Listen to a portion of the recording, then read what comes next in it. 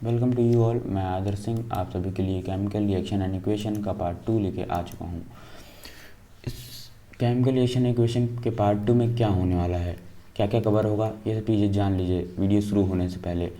जैसे कि आपने पिछले पार्ट 1 में कुछ रिएक्शंस पढ़ी थी, उन रिएक्शंस में कुछ डाउट्स आप लोगों के रहे होंगे, वो सारे डाउट्स आपको इस वीडियो में क्लियर हो जाएंगे। और बाकी जो कुछ रिएक्शन बची थी जैसे कि रेडॉक्स रिएक्शन, डिस्प्लेसमेंट रिएक्शन, ये सारी रिएक्शंस क्या होंगी आज इस वीडियो में कवर होंगी। चलिए शुरू करते हैं। डिस्प्लेसमेंट रिएक्शन होता क्या है? डिस्प्लेसमेंट रिएक्शन दो तरीके की होती हैं, जैसे कि यहाँ पे लिखा है there are two types of displacement reaction. First is single displacement reaction, second is double displacement reaction. अब सिंगल डिस्प्लेसमेंट रिएक्शन क्या होता है? सिंगल डिस्प्लेसमेंट रिएक्शन में आप लोग नाम से समझ रहे होंगे क्या होता है, कोई भी सिंगल रिएक्टेंट डिस्प्लेस होता होगा, एकदम सही समझ रहे हैं। सिंगल रिएक्टेंट क्या होता है, यहाँ पे डिस्प्लेस होता है। अब सिंगल डिस्प्लेसमेंट रिएक्शन में आगे बढ़ने से पहले सबसे पहले आप लोगों को ये जानना होगा कि रिएक्टिविटी सीरीज़ क्या होती है। रिएक्टिविटी सीरीज़ होती है कुछ potassium, sodium, calcium, magnesium, aluminium, ये सारे क्या हैं, ये रिएक्टिविटी सीरीज़ में आते हैं। इस रिएक्टिविटी सीरीज़ में बात करें हम KNA, CA, Mg, AL, Zn, ये सारे क्या हैं, मोस्ट रिएक्टिव एलिमेंट हैं। जैसे जैसे आप लोग नीचे की ओर बढ़ते रहेंगे, यहाँ पे मोस्ट रिएक्टिव एलिमेंट से लीस्ट रिएक्टिव एलिमेंट की ओर बढ़ते रहेंगे। मतलब कि अगर ये पोटेशियम है, पोटेशियम यहाँ पे सबसे ज़्यादा रिएक्टिव है, सोडियम है कम रिएक्टिव है, कैल्शियम है यहाँ पे उससे कम रिएक्टिव है, मैग्नीशियम है यहाँ पे उससे कम रिएक्टिव है। मतलब जैसे जैसे आप नीचे जा रहे हैं रिएक्टिव एलिमेंट्स कम होते जा रहे हैं। मतलब कि पोटेशियम यहाँ पे बहुत रिएक्टिव था और यहाँ पे सोडियम उससे कम रिएक्टिव था। तो इससे आप लोगों को पता चला होगा कि क्या यहाँ पे नीचे आते आते जो रिएक्टिव एलिमेंट्स होंगे बहुत ज़्यादा घट जाएंगे। बिल्कुल सही सोच रहे हैं आप, नीचे आते आते रिएक्टिव एलिमेंट बहुत ज़्यादा घट जाते हैं, इसलिए बोलते हैं हम लीस्ट रिएक्टिव एलिमेंट्स कहाँ होते हैं, रिएक्टिविटी सीरीज़ के एकदम नीचे होते हैं। चलिए हम आगे बढ़ते हैं। तो रिएक्टिविटी सीरीज़ आप लोग जान गए हैं, तो यहाँ पे ये भी जान लीजिए सिंगल डिस्प्लेसमेंट रिएक्शन क्या होता है। सिंगल डिस्प्लेसमेंट रिएक्शन में मैं बताऊंगा कि single displacement reaction is a type of reaction in which more reactive element displaces a less reactive element from its compound और सोल्यूशन। इसमें क्या होता है कि more reactive element less reactive element को डिस्प्लेस कर देता है। जैसे कि मैं एग्जांपल दूं, यहाँ पे हमारे पास है कॉपर और यहाँ पे क्या है, सिल्वर नाइट्रेट, AgNO3 बोलते हैं। इसको हम अगर रिएक्ट करवाएं तो यहाँ पे क्या है, कॉपर और यहाँ पे क्या है, सिल्वर। कॉपर सिल्वर में कौन ज़्यादा रिएक्टिव है, यहाँ पे आप लोग देख सकते हैं कॉपर ये है और सिल्वर कहाँ पे है, ये है। तो ऊपर वाला क्या होता है, ज़्यादा रिएक्टिव होता है। तो फिर यहाँ पे कॉपर जब सिल्वर के साथ रिएक्ट करेगा तो क्या होगा, कॉपर इसको यहाँ से जब इससे रिएक्शन होगी तो बेचारा जो सिल्वर होगा वो इससे हार जाएगा और यहाँ पे कॉपर क्या हो जाएगा, कॉपर सिल्वर की पार्टनर को लेके चला जाएगा। तो यहाँ पे ये क्या है, NO3 है, कॉपर नाइट्रेट फॉर्म हो जाएगा, ठीक है। और यहाँ पे बेचारा सिल्वर अपनी गरीबी के दुख के कारण यहीं पे बेचारा अकेला रह जाएगा। तो यहाँ पे आप समझ गए होंगे कि कॉपर और सिल्वर नाइट्रेट की रिएक्शन समझ गए होंगे बहुत अच्छे से। ये ब्रैकेट मैंने ऐसे लगा दिया है, इसको दिल पे मत लीजिएगा। चलिए हम शुरू करते हैं। यहाँ पे फेरस सल्फेट की रिएक्शन में क्या हो सकता है। फेरस सल्फेट में यहाँ पे मैं जिंक को रिएक्ट करवाऊँ आयरन से, तो यहाँ पे आप देख सकते हैं यहाँ पे जिंक कहाँ है, जिंक यहाँ पे देख सकते हैं, जिंक है और ये है आयरन। तो जिंक क्या है, ज़्यादा रिएक्टिव है, तो यहाँ पे जिंक जाएगा और इसके सल्फेट को लेके भाग जाएगा, तो यहाँ बना देगा जिंक सल्फेट। और यहीं बात करते हैं लेड। लेड क्या है, कॉपर से ज़्यादा रिएक्टिव है। लेड देख लीजिए यहाँ पे होता है कुछ, मैं इसको क्लियर कर देता हूँ स्लाइड। हाँ, यहाँ पे लेड क्या है, लेड ये है और यहाँ पे कॉपर ये है। तो यहाँ पे लेड क्या है, मोस्ट रिएक्टिव है, मोस्ट रिएक्टिव MR। हाँ, तो यहाँ पे बात करते हैं लेड क्या है, मोस्ट रिएक्टिव है, इसलिए क्या करेगा, हाँ, यहाँ से जाके सल्फेट को उठा लेगा और यहाँ बना देगा लेड सल्फेट और कॉपर बेचारा यहाँ पे लेफ्ट हो जाएगा। यहाँ बात करते हैं एल्युमिनियम। एल्युमिनियम इसके सल्फेट को उठा लेगा, इसी तरह एल्युमिनियम सल्फेट बना देगा। आयरन यहाँ पे उठा लेगा, आयरन सल्फेट बना देगा। पोटेशियम यहाँ पे नाइट्रेट उठा लेगा, पोटेशियम नाइट्रेट बना लेगा। जिंक यहाँ पे सल्फेट उठा लेगा, जिंक सल्फेट बना लेगा। मैग्नीशियम यहाँ पे उठा लेगा सल्फेट को, मैग्नीशियम सल्फेट बना लेगा। लेड यहाँ पे क्लोराइड उठा लेगा, तो यहाँ लेड क्लोराइड बना लेगा। इसी तरह की क्या होती है डिस्प्लेसमेंट रिएक्शन, यहाँ पे जो ये आयरन है यहाँ पे आके कॉपर को डिस्प्लेस कर रहा है, उसकी प्लेस पे जाके खुद लग जा रहा है। इसके नाम में समझ सकते हैं, प्लेस, प्लेस मतलब, और डिस मतलब क्या आ रहा है, उसकी प्लेस पे जाके खुद को प्लेस कर देना और उसको हटा देना। तो यहाँ पे आप लोग समझ गए होंगे। जैसे कि एक एग्जांपल मैं यहाँ पे खुद बता दे रहा हूँ, लेड है और यहाँ पे क्या है CuCl2 कॉपर क्लोराइड। यहाँ पे लेड क्या है, ज़्यादा रिएक्टिव है कि कॉपर, लेड ज़्यादा रिएक्टिव है। कहते हैं कैसे, तो ये यहाँ पे लेड देख सकते हैं आप लोग, लेड क्या है, लेड एकदम मोस्ट रिएक्टिव में है और कॉपर यहाँ पे लेस रिएक्टिव है। तो यहाँ पे लेड यहाँ पे जाके क्लोराइड के साथ जुड़ जाएगा और यहाँ पे ये जो कॉपर है वो बेचारा अलग रह जाएगा। तो यहाँ पे क्या बन जाएगा, PbCl2 प्लस यहाँ पे कॉपर लेफ्ट हो जाएगा। तो ये कुछ रिएक्शंस हैं जो आप लोगों को रिमेंबर करके रखनी है और आप लोगों के लिए बहुत इंपॉर्टेंट है। सिंगल डिस्प्लेसमेंट रिएक्शंस क्या है, बहुत इंपॉर्टेंट है। तो सिंगल डिस्प्लेसमेंट जानने से पहले आप लोगों को ये रिएक्टिविटी सीरीज़ याद होनी चाहिए, तो इसको आप लोग याद रख लीजिएगा। यहाँ पे बस खाली जल्दी जल्दी याद कर सकते हैं आप लोग, potassium, sodium, calcium, magnesium, aluminium, zinc, iron, इस तरीके से याद कर सकते हैं। और इसकी ट्रिक भी मैंने यहाँ पे दी हुई है कैसे, please stop calling me a careless zebra, instead try learning how copper shapes gold, इस तरीके से याद कर सकते हैं। चलिए हम आगे बढ़ते हैं। प्रेसिपिटेशन रिएक्शन में क्या है, प्रेसिपिटेशन रिएक्शंस को ही हम डबल डिस्प्लेसमेंट रिएक्शन बोलते हैं।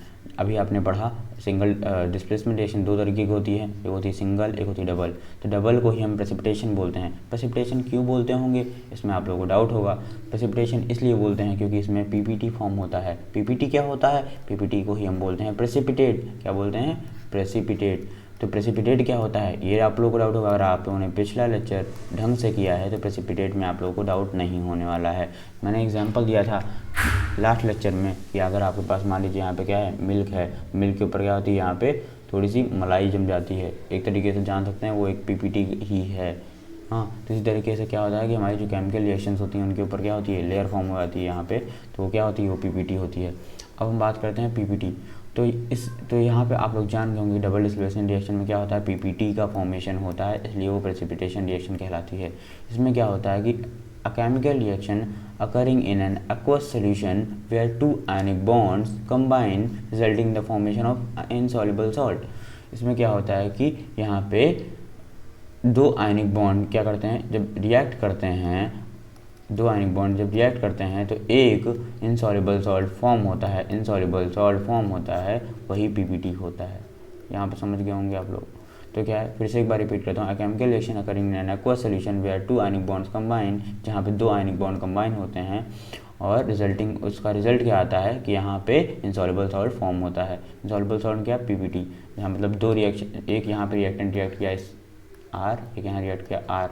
मान लीजिए यहाँ पे क्या एक सॉल्ट फॉर्म हुआ, इनसॉल्युबल सॉल्ट, जो कि सॉल्युबल नहीं है। इनसॉल्युबल क्यों बोला, कि वो सॉल्युबल नहीं है, घुलता नहीं है, मलाई यहाँ पे दूध में घुलती नहीं है, मान लीजिए एकदम ऊपर पड़ी रहती है। वैसे ही रिएक्शंस में क्या होता है, पीपीटी फॉर्म हो जाती है, घुलती नहीं है, तो इनसॉल्युबल बोलते हैं उसको। तो इनसॉल्युबल सॉल्ट जो बन जाता है उसी को बोलते क्या है, डबल डिस्प्लेसमेंट रिएक्शन। अच्छा, अब आप लोगों को इतना समझ में आ गया होगा, तो इसमें कुछ डाउट्स मैं बताता हूँ आप लोगों को क्या होंगे। जैसे कि इसमें आप लोगों को दिक्कत होगी कि पीपीटी क्या कभी घुलता नहीं है? जी नहीं, ऐसा नहीं है, कभी नहीं घुलता। कुछ केसेस होते हैं जहाँ पे पीपीटी घुलता भी है। चलिए, it is a type of displacement reaction in which two compound exchange their anions and cations. अब यहाँ पे ये मेन डेफिनेशन है। यहाँ पे खाली इतना रखिएगा कि डबल डिस्प्लेसमेंट रिएक्शन में क्या होता है कि एक्सचेंज ऑफ आयंस होता है। क्या होता है, एक्सचेंज ऑफ आयन। तो ये मेन डेफिनेशन का कीवर्ड है, जो इतना रखिएगा कि आयंस का एक्सचेंज हो जाता है। आयंस क्या होते हैं, आयंस दो तरीके के होते हैं। आयंस एक होता है कैटायन, एक होता है एनायन। कैटायन को बोलते हैं पॉजिटिवली चार्ज, एनायन को बोलते हैं निगेटिव चार्ज। तो यहाँ पे कैटायन क्या है, पॉजिटिव चार्ज है, और एनायन क्या है, निगेटिव चार्ज है। एनायन दो तरीके के होते हैं। आयंस कितने तरीके के होते हैं, दो। एक होता है कैटायन पॉजिटिव वाला और एक होता है एनायन निगेटिव वाला। चलिए हम बढ़ते हैं नेक्स्ट स्लाइड पे। नेक्स्ट स्लाइड में क्या होता है, यहाँ पे नेक्स्ट स्लाइड में एनायन और कैटायन का मैंने डिस्कस किया है। यहाँ पे इसके बारे में थोड़ा सा एनायन के बारे में जान लीजिए। कैटायन क्या है, मैंने बताया पॉजिटिव चार्ज। एनायन क्या है, नेगेटिव चार्ज। कैटायन क्या है, ये देखिए Ca के ऊपर +2 लगा है, तो क्या है, कैटायन। कैटायन कैसे बनता होगा, आप लोग सोच रहे होंगे कैटायन कैसे बनता होगा। मान लीजिए कैल्शियम है, कैल्शियम का एटॉमिक नंबर कितना होता है, 20। तो इसका इलेक्ट्रॉनिक कन्फिग्रेशन अगर करेंगे तो क्या निकल के आएगा, 2882। एकदम सही बात है। तो आप लोगों को पता है कोई भी चीज़ अगर बैलेंस होना चाहती है तो बैलेंस होने के लिए उसको क्या चाहिए होता है, डुप्लेट या ऑक्टेट। डुप्लेट ऑक्टेट जानते हैं, अगर नहीं जानते हैं तो भी कमेंट कर दीजिएगा, मैं बता दूंगा। और डुप्लेट ऑक्टेट होता क्या है, ऑक्टेट मतलब होता है 8, डुप्लेट मतलब होता है 2। तो अगर मान लीजिए यहाँ कैल्शियम है, कैल्शियम का कितना है, एटॉमिक नंबर 20 है, तो उसको चाहिए होगा ऑक्टेट। देखिए यहाँ पे 288, इतने में इसके लास्ट में क्या है, 8 है, तो ये 8 से खुश है। 8 से है खुश और कह रहा है कि मेरे पास अब 8 हैं तो मैं 2 को क्या करूँगा, तो कह रहा है भैया 2 मैं दान दे रहा हूँ, भैया 2 मैं किसी को भिखारी को मैं दिए दे रहा हूँ। तो ये क्या करेगा, 2 अपने इलेक्ट्रॉन जो होंगे उसको दे देगा। तो यहाँ पे कैल्शियम अगर आप लोग किसी भिखारी को, भिक्षुक को अगर जाके कुछ दे देते हैं तो आप लोगों को अच्छी फीलिंग आती है ना, पॉजिटिव चार्ज आता है आपके ऊपर। तो कैल्शियम ने 2 रुपये दिए तो उसके बाद 2 रुपये का क्या आता है, पॉजिटिव चार्ज आता है। तो अगर आप किसी चीज़ को मतलब इलेक्ट्रॉन्स को क्या करते हैं, लूज़ करते हैं, क्या करते हैं, लूज़ करते हैं, सॉरी लूज़ की स्पेलिंग मिस्टेक हो गई। तो यहाँ पे इलेक्ट्रॉन को क्या करते हैं, लॉस करते हैं, ठीक है। इलेक्ट्रॉन को जब लॉस करते हैं तो आप लोगों पर क्या आता है, पॉजिटिव चार्ज आता है, ठीक है। और इलेक्ट्रॉन को अगर किसी से जाके यहाँ से ले आते हैं, अगर किसी से जाएंगे इलेक्ट्रॉन मांग लेंगे, भीख मांग लेंगे, कहेंगे भैया हमको दे दो, तो क्या आएगा, और वो निगेटिव चार्ज आएगा, ठीक है। तो अगर किसी को देंगे तो पॉजिटिव चार्ज आएगा और किसी से लेंगे तो क्या होगा, निगेटिव चार्ज। इसीलिए कहते हैं कि हमेशा भगवान से बनाइए कि देने वाला बनाएं, ना कि लेने वाला। चलिए, तो कैल्शियम के ऊपर कितना चार्ज होता है, +2, बेरियम के ऊपर होता है +2, पोटेशियम के ऊपर +1, Fe के ऊपर +3, Cr के ऊपर +3। तो ये सब क्या है, ये कैटायंस हैं। एनायंस क्या है, Cl-1, O2-1, S-2, Br-1, O2-1। तो ये सारे ये चार्ज एक्सचेंज हो जाते हैं इधर से उधर आके, तो ये बनाते हैं CaCl2, BaO, K2S, Fe-Br3, Cr2O3। ये सारे क्या हैं, एनायंस कैटायंस हैं कुछ, जो आगे चल के रिएक्ट होके एक कंपाउंड फॉर्म कर देते हैं। चलिए हम बात करते हैं प्रेसिपिटेशन रिएक्शन और डबल स्टेशन रिएक्शन के कुछ एग्जांपल्स। जैसे कि मैंने कहा एल्युमिनियम सल्फेट है और कैल्शियम हाइड्रोक्साइड है। यहाँ आप देख लीजिए, एल्युमिनियम सल्फेट का फॉर्मूला आता है Al2SO4 का होल थ्राइस। ये एल्युमिनियम सल्फेट का, इसका फॉर्मूला याद रखिएगा। ये जब इसको कैल्शियम हाइड्रोक्साइड से हम रिएक्ट करवाएंगे तो ये क्या बनाएगा, यहाँ पे तो एल्युमिनियम का कुछ आयंस होंगे।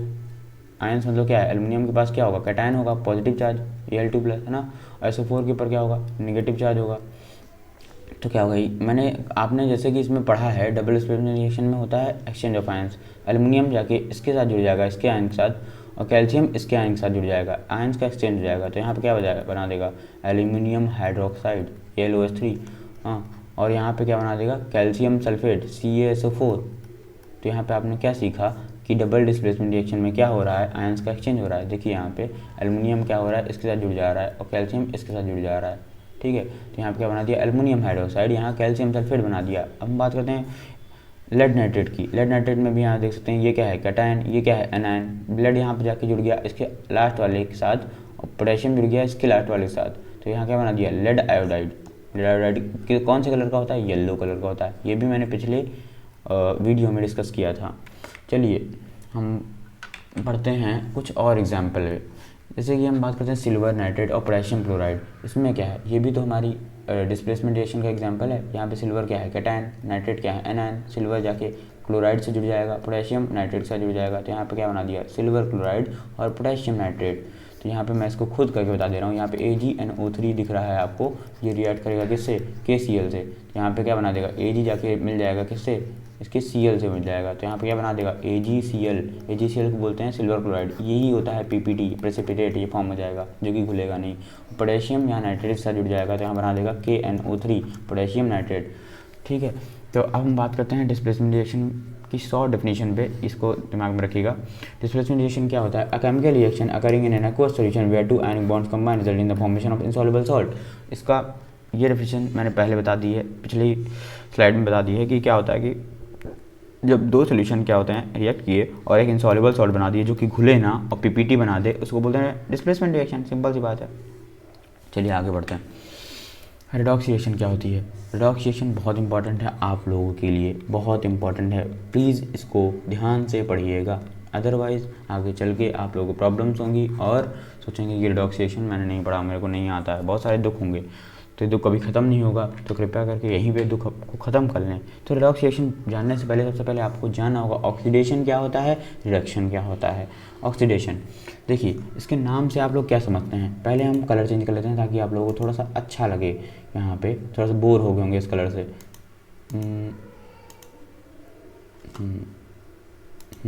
ऑक्सीडेशन, तो ऑक्सीडेशन से क्या समझते हैं। ऑक्सी मतलब क्या होता है, ऑक्सीजन। क्या होता है, ऑक्सीजन। एडिशन मतलब क्या होता है, ऐड होना। तो यहाँ पे इसके नाम में ही है क्या, ऑक्सी का एडिशन होना। ऑक्सी का एडिशन होना, डैट मीन्स क्या है, ऑक्सीजन का एडिशन होना। तो यहाँ पे क्या कहते हैं, ऑक्सीडेशन में क्या होता है, ऑक्सीडेशन रिएक्शन में क्या होता है, एडिशन ऑफ ऑक्सीजन। मैं एक ट्रिक बताता हूँ याद करने का। अगर यहाँ पे ऑक्सीडेशन है और ये है रिडक्शन डिफरेंस, तो यहाँ पे ऑक्सीडेशन में आप लोग जान गए कि ऑक्सीजन क्या होता है, ऐड होता है, ऑक्सीजन ऐड होता है, तो यहाँ पे क्या होगा, ऑक्सीजन सब्ट्रैक्ट होगा। अच्छा, अब लास्ट के जो दूसरे पॉइंट बचेंगे, ये 2 पॉइंट, इसको याद रखिएगा एक ही जैसे कि यहाँ पे ऑक्सीजन ऐड होता है, तो यहाँ पे ये दोनों चीज़ें हमेशा माइनस होंगी, ये हमेशा ऐड होगा तो ये दोनों क्या होंगे, घटेंगे। तो भी यहाँ पे अगर ये घट रहा है तो दोनों क्या होंगे, बढ़ेंगे, ऐसे याद रखिएगा। तो यहाँ पे क्या घटेगा, यहाँ पे हाइड्रोजन घटता है और यहाँ पे इलेक्ट्रॉन घटते हैं। यहाँ पे क्या होता है, हाइड्रोजन बढ़ता है और इलेक्ट्रॉन बढ़ते हैं। तो ये है इसका डिफरेंस, जो कि आप लोग याद कर लिए होंगे, उम्मीद है। चलिए कुछ एग्जाम्पल्स आपको बताएंगे, ये आप लोग को 100% क्लियर हो जाएगा, डाउट नहीं रहेगा, गारंटी मेरी है। अब हम बात करते हैं ऑक्सीडेशन रिएक्शन में क्या होता है, एडिशन ऑफ ऑक्सीजन होता है और रिमूवल ऑफ हाइड्रोजन होता है, रिमूवल ऑफ इलेक्ट्रॉन होता है। जैसे कि मैंने बता दिया, ऑक्सीजन क्या होता है, ऐड होता है, हाइड्रोजन क्या होता है, रिमूव होता है, घट जाता है, इलेक्ट्रॉन क्या होता है, रिमूव हो जाता है। और रिडक्शन में क्या होता है, रिमूव ऑक्सीजन क्या होता है, यहाँ पे घट जाता है, ऑक्सीजन ही घट जाएगा, तो यहाँ पे क्या होगा, हाइड्रोजन बढ़ जाएगा और इलेक्ट्रॉन क्या हो जाएगा, बढ़ जाएगा। ये लगभग मान लीजिए इन्वर्सली प्रोपोर्शनल, ऐसा कुछ फिजिक्स पढ़े होंगे तो इन्वर्सली प्रोपोर्शनल, डायरेक्टली प्रोपोर्शनल जानते होंगे कि क्या होता है, इसके उल्टा होता है काम। तो यहाँ पे आप लोग समझ गए होंगे कि यहाँ पे क्या होता है, ऑक्सीजन घटता है, तो ऑक्सीजन घटेगा तो क्या होगा, हाइड्रोजन बढ़ेगा और इलेक्ट्रॉन बढ़ेंगे। चलिए ठीक है, इलेक्ट्रॉन का ऐड होगा, मतलब ऐसे याद रखते हैं। चलिए कुछ एग्जाम्पल देते हैं यहाँ पे, जैसे कि देख लीजिए यहाँ पे आयरन यहाँ पे रिएक्ट किया किसके साथ, कॉपर सल्फेट के साथ। पहले स्लाइड कर लेते हैं क्लियर, फिर आप लोगों को डाउट भी क्लियर हो जाएगा। तो यहाँ पे है आयरन, आयरन को हम रिएक्ट करवाते हैं किसके साथ, कॉपर सल्फेट के साथ। तो यहाँ पे आप लोग क्या देख रहे हैं, आयरन यहाँ पे कॉपर सल्फेट के साथ रिएक्ट कर रहा है। यार ये तो कुछ ऐसा आप लोगों को लग रहा होगा कि ये तो सिंगल डिस्प्लेसमेंट है। हाँ बिल्कुल सही लग रहा है, आयरन यहाँ पे जाके क्या हो रहा है, सल्फेट के साथ रिएक्ट कर रहा है। तो यहाँ पे क्या बना दिया, FeSO4, और यहाँ पे बेचारा कॉपर अकेले रह गया। चलिए ठीक है, ये मुझे नहीं देखना है। यहाँ पे कॉपर सल्फेट ब्लू से यहाँ क्या होता है, ग्रीन हो जाता है। बहुत इंपॉर्टेंट है ऑब्जर्वेशन ये, कॉपर सल्फेट ब्लू कलर का होता है और आयरन सल्फेट ग्रीन का हो जाता है। चलिए अब इसमें ये तो मुझे पढ़ना नहीं है क्योंकि हम ऑलरेडी पढ़ चुके हैं। इसमें जानना है कि ऑक्सीडेशन और रिडक्शन कहाँ हो रहा है। तो यहाँ पे ये देख सकते हैं, जो आयरन है यहाँ पे, आयरन में देखिए, आयरन ऐसा है, आयरन कुछ Fe। तो आयरन में यहाँ पे क्या देख रहे हैं, यहाँ पे इसमें क्या हो रहा है, इलेक्ट्रॉन क्या हो रहे हैं, यहाँ से जा रहे हैं कि आ रहे हैं, क्या दिख रहा है आप लोगों को, इलेक्ट्रॉन इसमें क्या हो रहे हैं, इलेक्ट्रॉन इसमें जा रहे हैं। जैसे कि इलेक्ट्रॉन मैंने क्या पढ़ाया अभी, अगर आप किसी को कुछ दान दे देते हो मतलब इलेक्ट्रॉन जाने का मतलब क्या हो रहा है, आप दे रहे हो उसको, जा रहे हैं, तो आपके पास से जा रहे हैं, तो वहाँ क्या हो रहा है, यहाँ से ये स्लाइड में, हाँ तो यहाँ पे क्या हो रहा है, इलेक्ट्रॉन इसने क्या किए, 2 इलेक्ट्रॉन क्या कर दिए, Fe के डोनेट कर दिए, दे दिए। तो यहाँ पे क्या हो जाएगा, अगर ये किसी चीज़ को दे देगा तो इसके ऊपर कौन सा चार्ज आएगा, Fe के ऊपर +2 चार्ज आएगा, पॉजिटिव आएगा, अच्छी फीलिंग आएगी कि मैंने उसको 2 रुपये दे दिए, वाह मैंने अच्छा काम किया। तो इसने क्या किया, 2 इलेक्ट्रॉन दे दिया है, तो कुछ ऐसी रिएक्शन बनेगी। तो इससे आप क्या समझते हैं कि Fe यहाँ से 2 इलेक्ट्रॉन ये दे दिया, तो यहाँ पे क्या हो गया, Fe2+ हो गया। मतलब अगर हम इलेक्ट्रॉन को क्या करते हैं, दे देते हैं, रिमूव कर देते हैं, खुद के पास से दे देते हैं, तो कौन सा चार्ज आता है। तो ये आप इससे समझते होंगे, ये जो है ये क्या हो रहा है, ऑक्सीडेशन हो रहा है। यहाँ पे क्या हो रहा है, ऑक्सीडेशन, ये आप समझ गए। अब यहाँ पे हम बात करते हैं कॉपर में क्या हो रहा है, कॉपर Cu, कॉपर सल्फेट से यहाँ पे क्या हो रहा है, कॉपर बन रहा है। तो यहाँ पे देखिए Cu क्या होता है, 2+ होता है। अब यहाँ पे क्या कर रहा है, ये 2 इलेक्ट्रॉन क्या कर रहा है, 2 इलेक्ट्रॉन खुद के में ऐड कर रहा है, क्या कर रहा है, 2 इलेक्ट्रॉन खुद के में यहाँ पे ऐड कर रहा है। 2 इलेक्ट्रॉन ऐड करेगा तो क्या हो जाएगा, Cu हो जाएगा।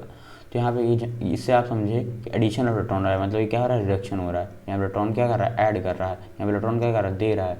तो इससे क्या समझे आप लोग कि यहाँ पे क्या हो रहा है, रिडक्शन हो रहा है। अच्छा, तो ये इतनी चीज़ें आप लोग जान गए। अब हम यहाँ पे थोड़ा सा ZnO का एग्जांपल देते हैं। जिंक ऑक्साइड प्लस कार्बन को रिएक्ट करेंगे तो यहाँ का बना जाएगा zinc plus carbon dioxide, carbon monoxide. तो यहाँ पे देखिए, यहाँ पे ऑक्सीजन यहाँ से क्या हुआ, ZnO से यहाँ पे क्या बन रहा है, जिंक बन रहा है। तो यहाँ ऑक्सीजन का क्या हुआ, ऑक्सीजन यहाँ पे हट गया ना, ऑक्सीजन क्या हुआ, रिमूवल ऑफ ऑक्सीजन। तो इससे क्या समझे, यहाँ पे ये क्या रिडक्शन हो रहा है, इसका क्या हो रहा है, रिडक्शन हो रहा है। अच्छा, यहाँ पे कार्बन में से क्या समझे, कार्बन से यहाँ पे क्या बन रहा है, कार्बन मोनोऑक्साइड बन रहा है ना। तो यहाँ पे कार्बन में क्या हो रहा है, कार्बन में इधर आके CO जुड़ रहा है, यहाँ पे ऑक्सीजन क्या हो रहा है, जुड़ रहा है।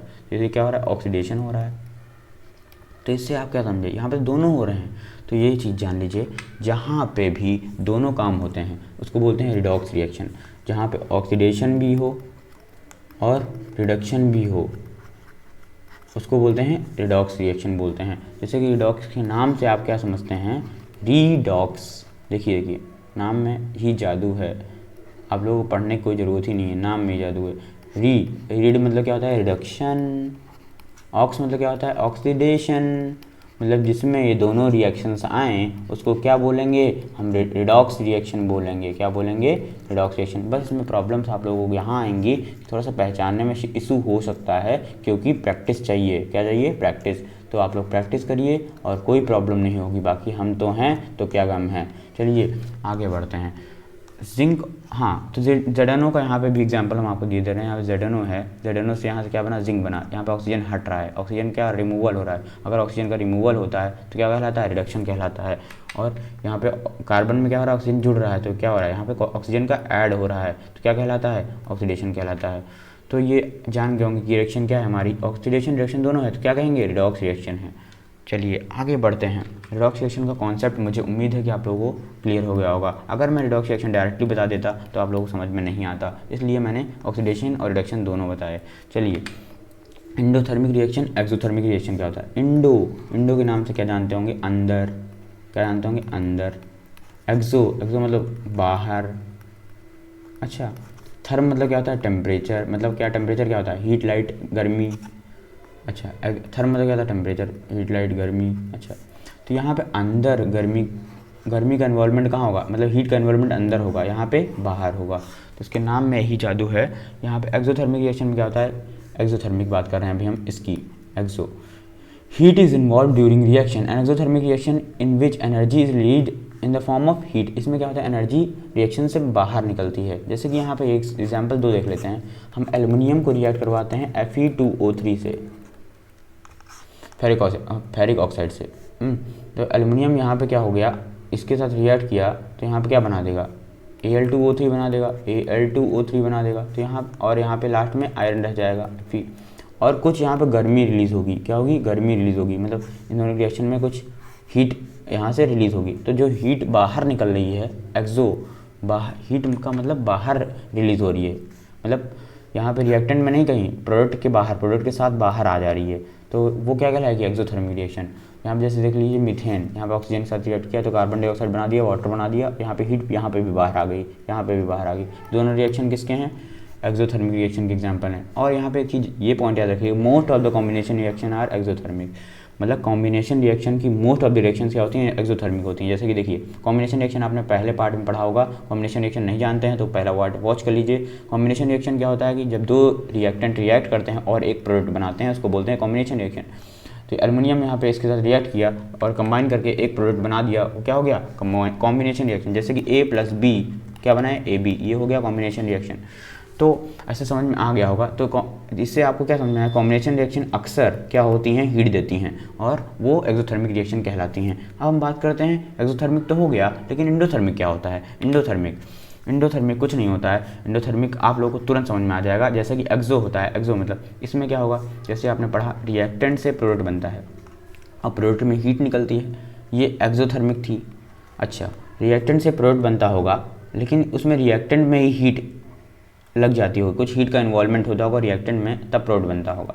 तो वही होता है हमारा इंडो। मतलब क्या समझे आप लोग कि अंदर ही हीट का इन्वॉल्वमेंट है, यहाँ पे बाहर हीट का इन्वॉल्वमेंट है। तो इंडोथर्मिक क्या होता है, are chemical reaction which reactants absorb heat energy. इसमें क्या होता है, जो रिएक्टेंट होते हैं वो हीट को खुद ही सोख लेते हैं, खुद ही एब्जॉर्ब कर लेते हैं। When a chemical bond is broken, जैसे मैं बात करूँ इस कॉन्सेप्ट को, इसको याद रखिएगा। जैसे कि कोई बॉन्ड है, उसको तोड़ते हैं हम लोग तो बहुत मेहनत लगती है, बहुत मेहनत लगती है। तो उसमें क्या होता है कि बहुत, अगर जितना मेहनत लगेगा तो वहाँ कुछ एनर्जी रिलीज होगी। जैसे कि आप लोग कोई वर्कआउट करते हो, मान लीजिए जिम जाते हो, कुछ भी करते हो, तो क्या करते हो, बहुत मेहनत करते हो, अपनी एनर्जी को क्या करते हो, बर्न करते हो। तो बर्न करते हो तो एनर्जी क्या होती है, बाहर लिबरेट होती है, बाहर निकलती है ना। तो वैसे ही हम बात करेंगे, कोई भी बॉन्ड है, कोई भी, उसको तोड़ेंगे हम लोग, मेहनत करेंगे उसके पीछे, तो कुछ क्या होगा, एनर्जी बाहर निकलेगी। तो यहाँ पे जान लीजिए, जब भी कोई बॉन्ड टूटता है तो हमारी क्या होती है, एनर्जी बाहर निकलती है, एक्सोथर्मिक रिएक्शन होती है। सिमिलरली जब बॉन्ड बनता है, बॉन्ड हम घर बना रहे हैं मान लीजिए, हाँ घर बना रहे हैं, तो उसमें क्या होता है, बहुत मेहनत लगती है। तो उसमें हम लोग अपनी एनर्जी फूकते हैं, उसी घर में लगाते हैं, उसी घर में अपना इनपुट देते हैं। जैसे कि कोई घर है ये, तो इसको हम बना रहे हैं, तो इसमें क्या अपना इनपुट दे रहे हैं, अपनी मेहनत लगा रहे हैं, अपनी एनर्जी लगा रहे हैं, अपनी गर्मी लगा रहे हैं, अपनी हीट लगा रहे हैं, समझ गए। तो उसको क्या बोलेंगे हम, एंडोथर्मिक रिएक्शन बोलेंगे। समझ में आया। इसकी शॉर्ट डेफिनेशन यहाँ पे लिखी हुई है, a reaction that system absorb energy, और यहाँ पे क्या होगा, लिबरेट एनर्जी। यहाँ पे क्या होता है, हीट एनर्जी क्या होती है, रिलीज होती है, यहाँ पे बाहर निकलती है, यहाँ पे अंदर लगती है। समझ में आया। दोनों रिएक्शन एकदम समझ में आ गए होंगे। अगर अभी भी नहीं आया है तो फिर हमसे कमेंट में पूछ सकते हैं, अगले वीडियो में फिर समझा दूंगा मैं, आप लोगों के लिए हमेशा अवेलेबल हूँ। चलिए बात करते हैं एंडोथर्मिक एक्सोथर्मिक में अंतर क्या होता है, डिफरेंस। ये थोड़ा सा कॉन्सेप्ट याद रखना है आपको वो। जैसे कि मुझे पता है आप लोगों को किस में दिक्कत होगी, एंट्रोपी शायद ना समझ में आए, एंथैल्पी शायद समझ में ना आए, लेकिन नहीं आएगा तब भी आप लोग कुछ रट्टू नाम की चीज़ होती है ना, रट लीजिएगा, ठीक है। जैसा मैं बता रहा हूँ उसको फॉलो करिए, बाकी मैं समझाऊंगा। हाँ, तो इसमें क्या होता है, इंडो में क्या होता है, सिस्टम को हीट की ज़रूरत पड़ती है। सिस्टम क्या करता है, हीट को अब्जॉर्ब कर लेता है। सिस्टम मतलब समझ रहे, रिएक्टेंट, अंदर ही हीट की ज़रूरत पड़ती है। यहाँ पे सिस्टम क्या करता है, हीट को निकाल देता है, ठीक है। यहाँ समझ के होंगे। इसमें क्या होता है, एंट्रोपी ऑफ द सराउंडिंग क्या हो जाती है, डिक्रीज हो जाती है। बाहर की सराउंडिंग मतलब एंट्रोपी को डेल्टा एस से डिनोट करते हैं। यहाँ पे क्या होता है, बाहर जैसे जीरो से भी घटने लगती है, डिक्रीज हो रही ना, तो यहाँ पे जैसे जीरो है, जीरो से घटने लगेगी एंट्रोपी बाहर की। जैसे कि यहाँ पे रिएक्टेंट है, रिएक्ट करके प्रोडक्ट बना रहा है, तो बाहर से कुछ हीट खींचेगा तो बाहर की एंट्रोपी क्या होगी, घटने लगेगी। क्या हो जाएगी, घट जाएगी बाहर की एंट्रोपी। तो यही कह रहा है, entropy of the surrounding is decrease, ठीक है। यहाँ से क्योंकि एनर्जी तो खींचेगा। अच्छा, अब हम बात करते हैं रिएक्टेंट यहाँ पे, और ये प्रोडक्ट बना रहा है, तो इमेजिन करिए ये रिएक्टेंट यहाँ से प्रोडक्ट बनाएगा, तो यहाँ से एनर्जी निकालेगा एक्सोथर्मिक में। तो बाहर की जो हमारा सराउंडिंग है वहाँ पे क्या होगा, एंट्रोपी बढ़ेगा ना, तो एंट्रोपी ऑफ द सराउंडिंग क्या हो जाएगी, यहाँ पे इंक्रीज होगी। तो ये चीज़ें ये भी समझ में आ गया होगा। एंथैल्पी क्या होता है, एंथैल्पी इसमें पॉजिटिव होती है, इसमें एंथैल्पी क्या होती है, नेगेटिव होती है, ये याद कर लीजिएगा। चलिए हम आगे बढ़ते हैं।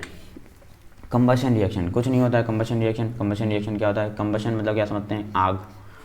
इसके हम दिखा सकते हैं यहाँ पे एग्जांपल, बर्निंग ऑफ कैंडल। हमारी कैंडल यहाँ पे क्या हो रही है, जल रही है, तो यहाँ पे क्या हो रहा है, कंबशन हो रहा है, कंबशन रिएक्शन। तो कंबशन रिएक्शन में यहाँ पे बर्निंग ऑफ कैंडल में कंबशन रिएक्शन, जैसे कि यहाँ पे ऑक्सीजन होंगे, ऑक्सीजन के मॉलिक्यूल की प्रेजेंस में यहाँ पे आग जल रही है, तो यहाँ पे क्या हो रहा है, कुछ हीट भी तो निकल रही होगी भाई।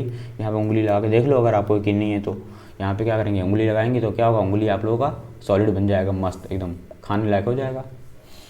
तो यहाँ पे बात करते हैं, यहाँ पे ऑक्सीजन है, ऑक्सीजन यहाँ पे क्या होगा, यहाँ इसके साथ क्या करेगा, रिएक्ट करेगा, यहाँ पे बर्न हो जाएगा। तो यहाँ पे यही रिएक्शन कंबशन रिएक्शन कहलाती है। मतलब कंबशन रिएक्शन में हमेशा ऑक्सीजन का इन्वॉल्वमेंट रहता है, तभी तो कंबशन रिएक्शन बोले। तो यहाँ पे combustion reaction is a reaction which react with oxygen releasing energy in the form of heat. कह रहा है कि एनर्जी इसमें भी रिलीज होती है हीट की फॉर्म में। जैसे कि मैंने यहाँ पे समझा दिया कि यहाँ पे आप कोई भी चीज़ जलाते हो तो हीट तो निकलेगी ही ना, और यहाँ पे ऑक्सीजन के प्रेजेंस में रिएक्शन तो होगी, तो इस रिएक्शन को बोलेंगे कंबशन रिएक्शन। और कुछ इसमें समझना नहीं है कुछ खास। जैसे कि मैं कहूँ हाइड्रोजन को रिएक्ट करते हैं ऑक्सीजन के साथ, तो क्या बना देता है, वाटर बना देता है। तो ये क्या है, हाइड्रोजन यहाँ पे ऑक्सीजन के साथ रिएक्ट किया तो क्या बना दिया, वाटर बना दिया। इसमें कुछ एनर्जी भी रिलीज होगी। तो combustion of hydrogen gas produce water vapour. तो यहाँ पानी के क्या करेंगे, वेपर्स बनाएंगे। वेपर समझ के होंगे आप लोग, भाप टाइप के। अब हम बात करते हैं प्रेसिपिटेशन रिएक्शन। अभी आप लोग पढ़ चुके हैं, डबल डिस्प्लेसमेंट रिएक्शन पढ़े हैं, डबल डिस्प्लेसमेंट रिएक्शन पढ़ चुके हैं। तो वही एक तरीके क्या होती है, प्रेसिपिटेशन रिएक्शन होती है। इसको मैंने दोबारा यहाँ पे अलग से लिख दिया है, क्योंकि आप लोग कहीं पे पढ़ेंगे, मान लीजिए प्रेसिपिटेशन पढ़ते हैं तो सोचेंगे प्रेसिपिटेशन क्या होता है। आपने पढ़ा डबल डिस्प्लेसमेंट, वही होता है पीपीटी मैंने बताया ना, प्रेसिपिटेशन रिएक्शन। जैसे कि कोई भी चीज़ में यहाँ पे प्रेसिपिटेट बन जाए उसको क्या बोलेंगे, प्रेसिपिटेशन रिएक्शन। जब भी दो सॉल्युबल सॉल्ट, एक सॉल्युबल सॉल्ट इधर, एक सॉल्युबल सॉल्ट इधर, एक सॉल्युबल सॉल्ट यहाँ पे, दोनों रिएक्ट करते हैं, मिक्स करते हैं तो एक इनसॉल्युबल सॉल्ट बनाते हैं। वही इनसॉल्युबल सॉल्ट एक पीपीटी होता है हमारा। क्या होता है, पीपीटी, प्रेसिपिटेट होता है, मतलब घुलता नहीं है। दो सॉल्युबल सॉल्ट मतलब समझते हैं घुलने वाले सॉल्ट, जो कि घुल जाएं। ऐसे सॉल्ट यूज़ करो जो घुल जाएं, उनको मिलाओ, दो घुलने वाले सॉल्ट अलग अलग मिलाओगे तो वहाँ पे क्या हो जाएगा, एक इनसॉल्युबल सॉल्ट बन जाएगा। चलिए, जैसे कि मैंने कहा एक ए सॉल्युबल सॉल्ट ए है, एक सॉल्युबल सॉल्ट बी है, मैंने मिलाया तो एक पीपीटी बना देगा, एक सॉल्युबल सॉल्ट सी बना देगा। ये समझ में आ गया। कोरोजन क्या होता है, व्हाट इज़ कोरोजन। कोरोजन कुछ नहीं होता, जैसे कि हमने कहा कि हमारा एक आयरन नेल है, आयरन नेल में समझता हूँ, आयरन नेल समझ गए होंगे कि ये कीली में क्या होता है, जंग लग जाता है, कुछ टाइम बाद ऐसा दिखने लगता है, दिखता है ना ऐसा। तो ये क्या है, ये मशीन से यहाँ पे देख लीजिए कितना जंग लग चुका है। तो इसको बोल सकते हैं कोरोजन। धीरे धीरे क्या होना, एक तरीके से कोरोड होना, सब्सटेंस का डिके होना, डिग्रेड होना। तो यहाँ पे देख लीजिए डेटियोरेशन, यहाँ पे डिक्लाइन, डिग्रेड, डेप्रिशिएट, ये सारे मैंने इसके कीवर्ड्स लिख दिए हैं। थोड़े से कठिन वर्ड होते हैं उनके, मैं कीवर्ड्स यहाँ पे हैशटैग लगा देता हूँ। तो यहाँ पे gradual deterioration of a material usually a metal by the action of moisture air in the surrounding environment. मतलब क्या करा, धीरे धीरे ग्रेजुअली कोई भी मेटल हो, कोई भी मटेरियल हो, मान लीजिए उसका क्या हो, सड़न हो, उसका डिके होना, उसका पतन होना, ख़त्म होने लगना। कोई भी मटेरियल है, मान लीजिए यहाँ पे नेल धीरे धीरे क्या होने लगेगी, बारिश में, हवा में, उसको खुले में छोड़ देंगे, एयर में छोड़ देंगे, या फिर कोई केमिकल्स के प्रेजेंस में छोड़ देंगे, या मॉइस्चर के प्रेजेंस में छोड़ देंगे। मॉइस्चर में तो समझते हैं, हाँ, थोड़ा सा नमी वाली जगह पे, वहाँ पे छोड़ देंगे तो क्या हो जाएगा, उस पर कुछ जंग लगने लगेंगे, तो वो ख़राब होने लगेगा, उसका पतन होने लगेगा, डेटेरियोरेशन होने लगेगा, उसका डिक्लाइन होने लगेगा। तो वही कोरोजन होता है। कोरोजन मतलब धीरे धीरे कोई भी मटेरियल का डिके होना, तो वही होता है कोरोजन। कोरोजन के काफ़ी पार्ट होते हैं, जैसे कि कोरोजन, अब बात करेंगे, जैसे आपने पढ़ा कोरोजन, तो कोरोजन में जैसे लोहे का कोरोजन होगा, आयरन का, तो उसको बोलेंगे रस्टिंग। कॉपर का होगा तो वो कोरोजन ऑफ कॉपर बोलेंगे। सिल्वर का होगा तो सिल्वर की बात अलग होगी। तो यहाँ पे जैसे मैं बात करूँ, आयरन रिएक्ट करता है ऑक्सीजन से। ऑक्सीजन में तो समझते हैं हवा में, अगर कोई मैंने कीली ली, मान लीजिए यही है, ये मशीन है, मैंने इसको हवा में छोड़ दिया तो क्या हुआ, ये आयरन है ना, आयरन, ये लोहा है पूरा, ये हवा में छोड़ा तो हवा आ रही होगी, हवा मतलब ऑक्सीजन आ रही होगी।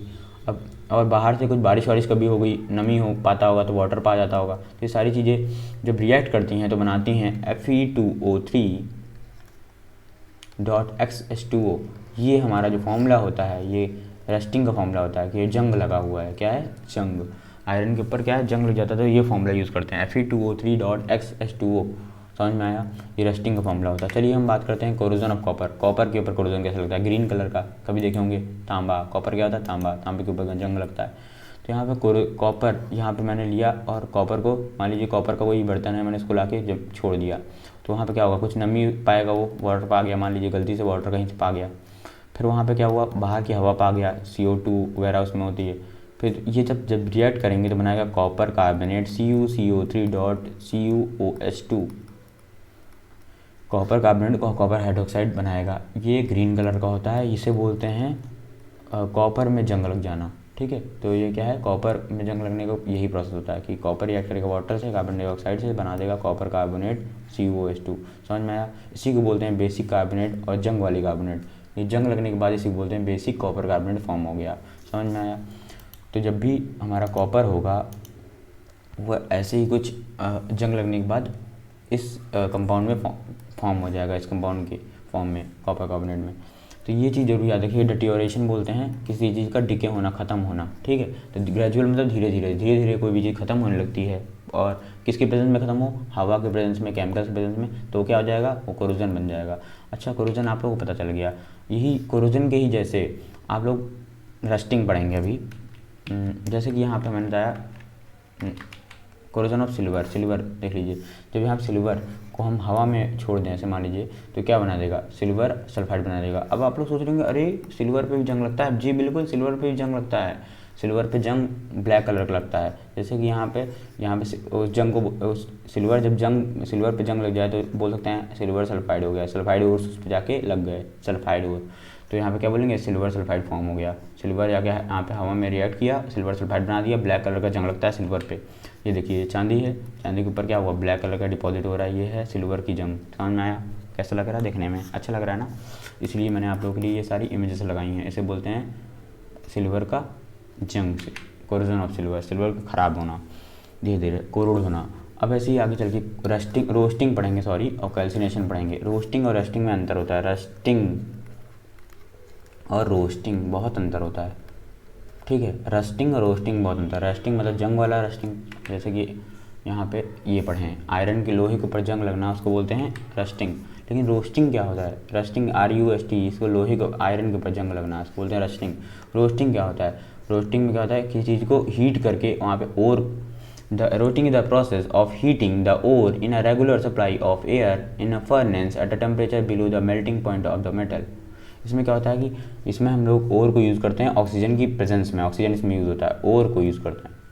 मतलब समझ में आ रहा होगा कि लेड सल्फाइड जैसे है, यहाँ पे ऑक्सीजन को साथ रिएक्ट करवाया, लेड ऑक्साइड बना दिया। तो यहाँ पे कुल मिला के आप जान सकते हैं कि यहाँ पे ओर का यूज़ होता है और ऑक्सीजन के प्रेजेंस में होता है। ये आप लोगों का टॉपिक नहीं है, इसको मैंने इसलिए लगाया है ताकि आप लोग जान लें कि आगे चल के हम लोग को रोस्टिंग में कन्फ्यूज़न हो सकती है और रस्टिंग में हो सकती है। तो रोस्टिंग और रस्टिंग में अंतर है।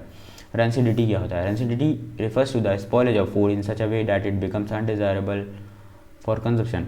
रेंसिडिटी कुछ नहीं होता है कि बस इतना शॉर्ट डेफिनेशन ये कह सकते हैं कि रेंसिडिटी क्या होता है, फूड का ख़राब होना, खाने का क्या हो जाना, स्पॉइल हो जाना, बेकार हो जाना, और जिससे क्या हो जाए वो हम उसको बर्दाश्त ना कर पाएँ कि अरे ख़राब हो गया, उसकी स्मेल मत नहीं, जैसे बंद है ब्रेड है उसको मैं खुले में रख दूँ तो क्या होता है, स्पॉइल हो जाता है, तो वो रैंसिड हो जाता है, ख़राब हो जाता है। क्योंकि क्या होता है उसमें कुछ जो फैट्स होते हैं और फैट सॉल्युबल विटामिन वगैरह होते हैं वो क्या होता है, ऑक्सीडाइज हो जाते हैं, ऑक्सीडेशन हो जाता है उस पर, ऑक्सीजन ऐड हो जाती है वहाँ पे जाके। जैसे इसमें कुछ फैट्स प्रेजेंट होंगे, फैट जानते हैं ना, उसमें कुछ अभी हवा में ऑक्सीजन रहती है, वो जाके ऐड हो जाएगी तो क्या हो जाए, धीरे धीरे खाना ख़राब होता है। मछली है, मछली छोड़ दूँ मैं, कुछ दिन बाद क्या हो जाए वहाँ पे आके ऑक्सीजन जुड़ जाएगा और धीरे धीरे क्या हो जाएगा, वो सड़ने लगेगा, रैंसिड होने लगेगा। तो रैंसिडिटी क्या होता है, refer to the spoilage of food. इसकी डेफिनेशन यहाँ से याद कर सकते हैं, it refer to the oxidation of fats oil in a food that is kept for a long time. इसको बोलते हैं कि फैट और ऑयल्स का क्या हो जाए, ऑक्सीडेशन हो जाए, अगर उसको लंबे समय के लिए हम रख दें। जैसे कि खाना है, खाने को मैंने रख दिया खुले में और वो लंबे समय के लिए रखा है खुले में, तो उसमें ऑक्सीजन आके यहाँ पे क्या हो जाएगा, जुड़ जाएगा। तो आपने अभी सीखा है ऑक्सीडेशन क्या होता है, ऑक्सीजन का ऐड हो जाना, ऑक्सीजन आके यहाँ पे क्या हो जाएगा, ऐड हो जाएगा किसमें, फैट में। फैट में ऑक्सीजन अगर ऐड हो जाएगा तो क्या हो जाएगा, वहाँ पे ऑक्सीडेशन हो जाएगा, उसकी वजह से खाना क्या हो जाएगा, धीरे धीरे खराब हो जाएगा। अब वहीं ऑयल है, किसी खाने में ऑयल होता है, जैसे कि मम्मी लोग कहती हैं कि खाने को खुले में मत रखो, क्यों, क्योंकि ख़राब हो जाएगा। तो जब ख़राब होगा तो क्या होगा, उसमें फॉल स्मेल आने लगी, गंदी सी स्मेल, बैड टेस्ट हो जाएगा, टेस्ट ख़राब हो जाएगा, रैंसिड फूड स्टमक में इन्फेक्शन कर सकता है तरह तरह की।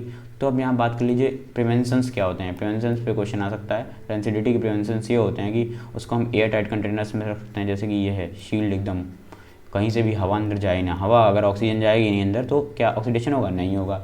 अच्छा, नाइट्रोजन से पैकेजिंग कर सकते हैं, नाइट्रोजन उसके अंदर भर सकते हैं ताकि वहाँ पे ऑक्सीजन ना पहुँच पाए, रिएक्शन ना हो पाए। रेफ्रिजरेशन कर सकते हैं, फ्रिज में रख सकते हैं, रेफ्रिजरेशन मतलब फ्रिज में रखना, रेफ्रिजरेटर बोलते हैं फ्रिज को। और एंटीऑक्सीडेंट का यूज़ करते हैं, प्रिजर्वेटिव का यूज़ कर सकते हैं। एंटीऑक्सीडेंट मतलब क्या है कि जो ऑक्सीजन के विरुद्ध काम करें, ऑक्सीजन को ना आने दें, रिएक्ट ना करने दें। एंटीऑक्सीडेंट, एंटी मतलब क्या होता है, उसके अगेंस्ट, ऑक्सीडेंट तो ऑक्सीजन के विरुद्ध काम करेंगे तो क्या होगा, फूड हमारा ख़राब नहीं होगा। और प्रिजर्वेटिव्स क्या होते हैं, जो खाने को प्रिजर्व करके रखें। जैसे मान लीजिए यहाँ पे ये हम यूज़ किए हैं इसको, ये प्रिजर्वेटिव है एक तरीके से, इस एकदम पैक करके रखें और इसमें कुछ चीज़ें मिला दिए जो खाने को ख़राब ना होने दें, उसको बोलते हैं preservatives. Thank you so much and have a nice day. ये लेक्चर यहीं पे होता है ख़त्म और ये चैप्टर भी होता है यहीं पे ख़त्म। अगर आप लोग कोई और डाउट है तो सारी चीज़ें कमेंट बॉक्स में कमेंट कर दीजिएगा, आप लोगों का सलूशन नेक्स्ट वीडियो में प्रोवाइड करवाया जाएगा। Thank you so much.